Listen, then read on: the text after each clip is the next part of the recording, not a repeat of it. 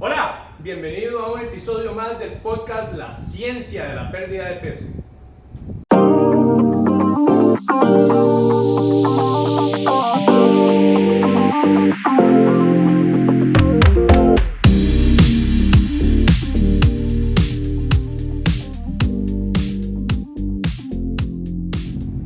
Soy el Dr. Donald Vega, director y fundador del método 10K de Philosophy, y vamos a la segunda parte de 3 del tema cómo bajar grasa abdominal. Yo tengo un problema y es que a mí me gusta explicar todo de manera profunda y extensa porque me interesa que la gente lo entienda. Entonces esto estaba diseñado para durar solamente por 2 episodios, pero el primer episodio de todos estos temas lo estamos partiendo en 2 porque sí, efectivamente se nos fue un poquito más largo. Vimos desde los azúcares hasta estrés crónico, y este capítulo, que es el segundo o la segunda parte de cómo bajar grasa abdominal, vamos a ver desde estrés crónico hasta aclimatación para después pasar a la tercera parte. De modo que si no ha visto la primera parte de este podcast, por favor devuélvase, porque es importante que tenga ese contexto para que entonces en la tercera parte ya sepa exactamente por qué y cómo hacer para resolver este problema. Sueño insuficiente. Varios mecanismos por medio de los cuales el sueño nos afecta. Bueno, yo uso normalmente el medidor de glucosa continua, y entonces por experimentación me he dado cuenta cómo muchos factores de estilo de vida, y si quiere puede irse al capítulo 9 del podcast La Ciencia de la Pérdida de Peso, en donde explico todo de cómo es que este mecanismo funciona y cómo nos sirve para darnos retroalimentación. Pero básicamente, si no dormimos bien, y aquí hablamos de 2 factores: no duermo la cantidad total de horas, o desfaso completamente mi ciclo de sueño. En vez de acostarme a la hora que es, aunque duerma a las 8 horas, me duermo muchísimo más tarde, duermo a las 8 horas, pero desfasado. El cuerpo está teniendo una alteración en ese sentido. Sabemos que el nivel de glucosa en sangre amanece más alto cuando el sueño es insuficiente. Y todavía, si la carga de estrés es muy alta, puede que yo me acueste a la hora que es, puede que dure la cantidad de horas dormido, pero tengo micro ciclos en donde me despierto y no me doy cuenta, y el ciclo está completamente interrumpido y la lectura eléctrica del sueño es insuficiente. Entonces no se está dando o no se está llevando a cabo el proceso de recuperación adecuado como debería ser. Entonces, desde el punto de vista de que el sueño hace que la glicemia esté más alta, si la glicemia está alta, recordemos, producimos insulina, la insulina bloquea la capacidad de utilizar la grasa y además nos pone en modo de reserva. ¡Qué triste! Y todo por dormir mal. Entonces, de eso vamos a hablar un poquito más adelante. Y el segundo mecanismo por donde esto nos hace estar almacenando grasa constantemente es que hay un área en la corteza prefrontal que es, y yo siempre lo pongo como el angelito y el diablito de las fábulas de antes, ¿se acuerdan? Entonces, cuando había que tomar una decisión, tomo la decisión correcta o tomo la decisión de satisfacción instantánea, el diablito, ¿verdad? Esa corteza prefrontal, si nosotros dormimos bien, en nuestro cerebro está activa. Y si yo tengo, por ejemplo, un postre cargado de azúcar ultraprocesado y además con Coca-Cola, por ejemplo, ahí enfrente mío, y el diablito me dice satisfacción instantánea, venga, cómaselos. Si yo dormí bien, tengo el angelito activo y digo, tal vez eso no está tan bien para mis objetivos en este momento.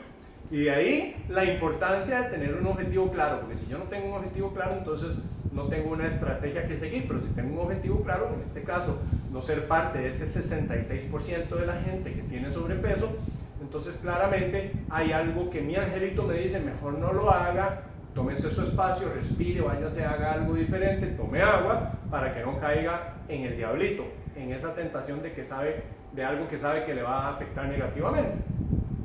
Si yo duermo mal, el angelito desaparece y se vuelve prominente el diablito. Entonces yo no tengo la capacidad de frenar la satisfacción instantánea.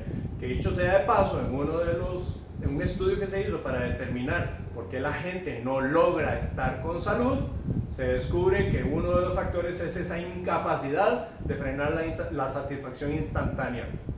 Y tiene que ver con el sueño, porque si no se recupera esa parte del cerebro tan importante, simplemente no tengo ese freno que me asiste a mí a cumplir mis sueños. Luego estamos con la falta de exposición al sol. El sol es absolutamente necesario, necesitamos entrar en contacto con el sol para bajar la carga inflamatoria total, para mejorar nuestro ánimo, para mejorar el sueño, porque curiosamente de las hormonas que nos producen relajación y además nos facultan para que el sueño esté adecuadamente generado, se dan gracias a la exposición a la luz del sol. Y si yo no tengo luz solar, entonces para empezar tengo menor capacidad emocional y está comprobado, entonces puedo caer más fácil en tentación de cosas que no están alineadas con mi propósito.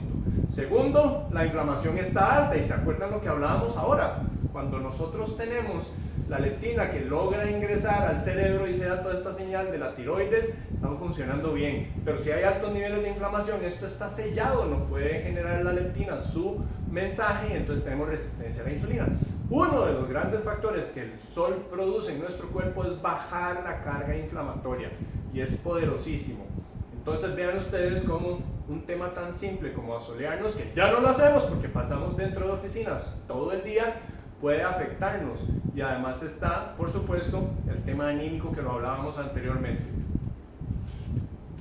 Frecuencias electromagnéticas, cargas electromagnéticas como las provenientes de nuestros celulares, las provenientes del Wi-Fi, las provenientes del emisor de Wi-Fi de los laptops. Todas estas cargas electromagnéticas lo que hacen es, a nivel fisiológico, finalmente roban electrones. Y los electrones es lo que producen las mitocondrias, es la energía. Recordemos, nosotros somos entes eléctricos.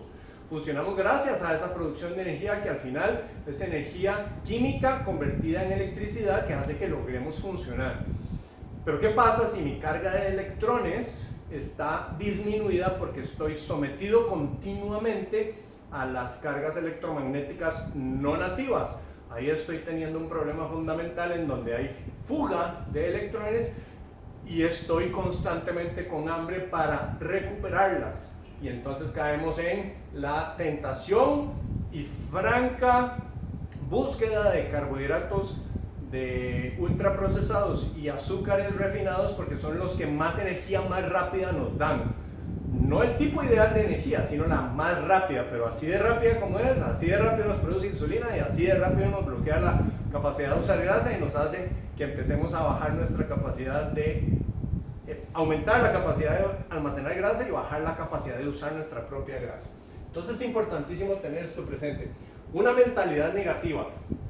No hay, ojo, no hay diferencia entre lo que estamos pensando acá y lo que se está traduciendo a nivel de todas las células de nuestro cuerpo, mi cuerpo.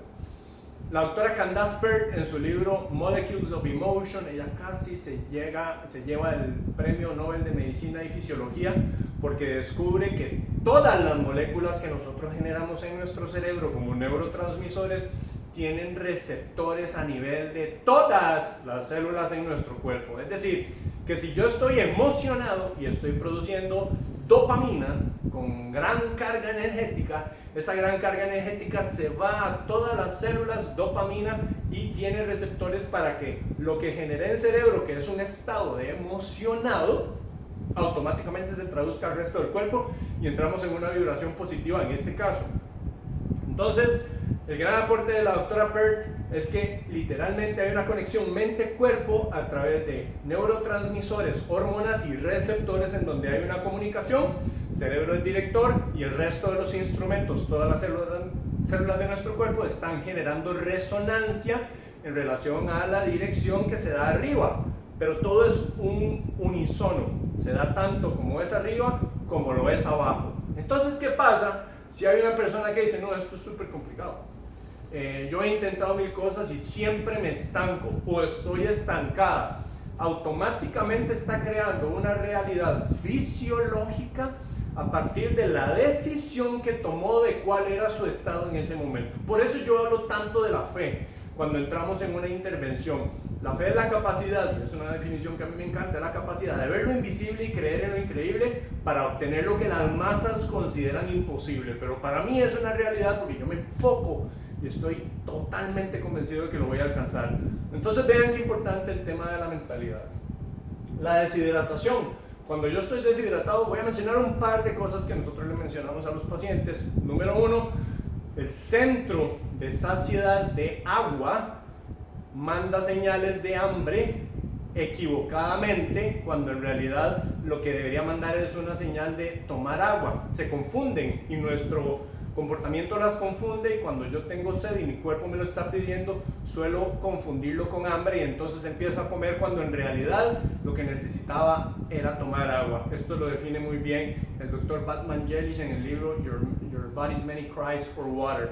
Es importantísimo entender que si tenemos a bordo la cantidad de agua, otras señales negativas que confunden a nuestro cerebro empiezan simplemente a desaparecer, y es tomar agua. Pero también, si yo estoy deshidratado, resulta que yo convierto glucosa en fructosa, como el mencionado anteriormente, por la vía del poliol, el sorbitol. Y si yo estoy deshidratado y estoy convirtiendo glucosa en fructosa, la fructosa se almacena y el metabolismo es en el hígado, a través del hígado, exactamente el mismo del alcohol, y empiezo a almacenar grasa en las vísceras. Ojo, grasa abdominal, grasa en las vísceras. Deshidratado, yo estoy convirtiendo glucosa en fructosa, que pasa y se almacena en forma de grasa. Triste, pero qué fácil poder solucionarlo. Mala respiración. Si yo tengo una respiración alterada, digamos la pectoral o la clavicular, entonces tengo hiperactivo el mecanismo del sistema nervioso autónomo conocido como mecanismo simpático. Y aunque suena simpático, no es tan simpático, porque más bien nos pone en alerta. Y cuando nosotros estamos alerta con estrés crónico por mala mecánica respiratoria, entonces sucede algo lamentable, y es que entramos en todo el ciclo que les contaba del capítulo que idealmente usted va a ir a ver, de cómo el estrés conduce a que ganemos grasa corporal, solo por respiración, por una mecánica alterada, que es fácil de cambiar. Sedentarismo, desde luego, una persona que no hace ejercicio, no gasta sus reservas energéticas, por lo tanto, entonces no está logrando gastar excedentes de energía. Y vamos, la recomendación del médico tradicional es: si usted quiere mejorar su vida, quiere bajar peso, coma bien y haga ejercicio, pero no siempre es solo eso. Por eso estamos hablando de otros factores involucrados, pero por supuesto el ejercicio es importante, y hacer ejercicio, especialmente de zona 2, es una de las características que lo vamos a mencionar en la segunda parte. Pero si yo no hago ejercicio, entonces simplemente no produzco temas emocionales positivos que el ejercicio nos produce, y adicionalmente no estoy logrando gastar energía, y esa energía se queda atrapada en mi cuerpo, y lo cierto del caso es que fuimos diseñados para movernos. Sobreentrenamiento, por supuesto, una persona que está todo el día, todos los días, 3, 4 horas al día, porque está bajo el paradigma que ya vamos a mencionar de que la solución son las calorías, esa persona entra en sobreentrenamiento, dispara el mecanismo de estrés, y nuevamente sucede todo lo que le dije del capítulo anterior, para que por favor vaya y lo vea y entienda de verdad la seriedad del tema de estrés y qué hacer para poder manejarlo. Volvemos nuevamente entonces a contar calorías. Amigas y amigos, todo lo que nos tiene hoy como sociedad enfermos, 88% según un estudio en Estados Unidos de las personas tienen enfermedad metabólica, adultos en Estados Unidos, de la totalidad 88%, solamente 12% tiene salud. Creo que gran parte del problema que nos ha traído acá ha sido creer que todo tiene que ver con las calorías. Si yo gasto 2000 kilocalorías, entonces con que coma 1800 ya estoy bien. Sin embargo, lo que sabemos es que no son las calorías realmente en nuestro sistema ni siquiera importan. Para nosotros son una mala palabra, así como estar pesando la comida, las tacitas, las cucharaditas, todo lo que sea medir comida. Y esta unidad que se creó simplemente lo que ha hecho es ponernos en problemas, porque falsamente nos ha hecho creer que con solo yo controlar las calorías estoy solucionando el problema. Sin embargo, ya vimos anteriormente que hay factores hormonales mucho más allá de simples calorías, y siempre pongo un ejemplo. Si usted se come 100 kilocalorías de mantequilla y se come 100 kilocalorías de Coca-Cola, el efecto es completamente opuesto en el nivel de insulina resultante. Y recordemos lo que hace la insulina: nos pone en modo de reserva, nos hace almacenar grasa y bloquea el uso de la grasa corporal. Entonces, ¿qué nos hace en la insulina 100 kilocalorías de mantequilla? Absolutamente nada. No nos afecta la insulina, no nos afecta la glucosa. Pero ¿qué nos hacen 100 kilocalorías de Coca-Cola? nos disparan la glucosa, nos disparan la insulina y nos ponen en modo de reserva. Dicho de otra manera, las 100 kilocalorías de grasa no me hacen engordar y almacenar grasa, las 100 kilocalorías de Coca-Cola sí me hacen almacenar grasa, sí me hacen bloquear el uso de la grasa por estos dos mecanismos que acabo de mencionar. Y hay que tenerlo claro. Y finalmente, la aclimatación. Aclimatación se refiere a que el ser humano en su principio está diseñado para poder tolerar el frío y el calor. Sin embargo, como ahora tenemos acondicionamiento del aire en época fría, simplemente no pasamos frío. ¿Y qué pasa? El cuerpo está diseñado y está totalmente adaptado y debe adaptarse para eso en la actualidad, para poder volver a hacerlo, a generar calor. Ahora devolvámonos al principio. ¿Se acuerdan la resistencia a la leptina? Una de las vías más poderosas de revertir la resistencia a la leptina es a través del frío. Pero si yo no tengo esa capacidad y tengo resistencia a la leptina, yo no tengo la capacidad de generar calor. ¿Se acuerdan? Lo hablamos antes, a partir de la energía que estaba produciéndose. Solamente la podré utilizar si hago ejercicio. Y como no puedo generar ese calor, entonces siento frío hasta con el mínimo cambio de temperatura. Entonces, ¿qué hago? Pongo un poquito la calefacción o me pongo encima una chamarra, una suéter, un abrigo, donde quiera que usted esté escuchando y viendo este video. Y entonces simplemente no le permito a mi cuerpo que pueda volver a retomar esa capacidad innata de utilizar calor. Y el hecho de estar aclimatados es gran parte del problema en la actualidad, porque ya no tenemos necesidad de generar calor. Pero de eso, amigas y amigos, vamos a hablar en el segundo capítulo. Ahora, si esto le ha parecido interesante, yo de verdad le agradezco de corazón si usted puede compartirlo con personas que sienten que son como usted y a quienes les puede ayudar, porque de verdad estamos pasando por una epidemia de sobrepeso. El 66% de la población tiene sobrepeso y en algunos países ya alcanzamos el 74%. Y los números no están mejorando conforme los días van pasando. Y adicionalmente, si no lo ha hecho, puede darle suscribirse al canal y de esa manera le llegan las actualizaciones cada vez que nosotros ponemos algún nuevo video. Bueno amigos, un placer estar con ustedes y haber descrito la primera parte de este tema, para entonces en el siguiente capítulo, la parte 2, describir cómo solucionarlo, porque también hay que entender de dónde venimos para saber cómo solucionarlo, porque la historia nos dice, la historia tiende a repetirse, pero si entendemos cómo es que sucede, entonces ya no vamos a estar haciendo dieta de calorías, ya no vamos a estar haciendo dietas, no vamos a ser parte de ese 99% de la gente a quienes una dieta le falla y que conduce a frustración, sino que vamos a ir haciendo una serie de cambios en nuestro estilo de vida que van a favorecer que yo no tenga que estar activamente esforzándome para que la grasa se vaya. Simplemente es como mi cuerpo funciona y me mantengo en niveles bajos de grasa. En mi caso, por ejemplo, yo estoy en 5.5 a 6% de grasa de manera constante, sin hacer ningún esfuerzo extra, porque ya lo tengo integrado en mi sistema. Esto es mi estilo de vida. Y ahí está la parte mágica. Una vez que uno alcanza un estilo de vida, ya ni siquiera tiene que pensarlo, sucede de manera automática. Pero bueno, de eso hablaremos en la tercera parte, que es donde conoceremos exactamente qué hacer de manera práctica para bajar la grasa abdominal. Y por supuesto, si este contenido le pareció de interés, cree que le puede ayudar a alguien como usted, entonces sería buenísimo si puede compartir el contenido para que otras personas se beneficien y así juntos podamos impulsar este propósito que nos une de una sociedad en forma, feliz, libre y saludable para erradicar la enfermedad metabólica, y así nos salgamos de ese 97% de la gente que siempre está chocando contra la pared porque hace dieta y dieta y dieta y no logran perder el peso, no logran bajar de manera permanente, están siempre sufriendo del rebote, que de hecho es otro tema.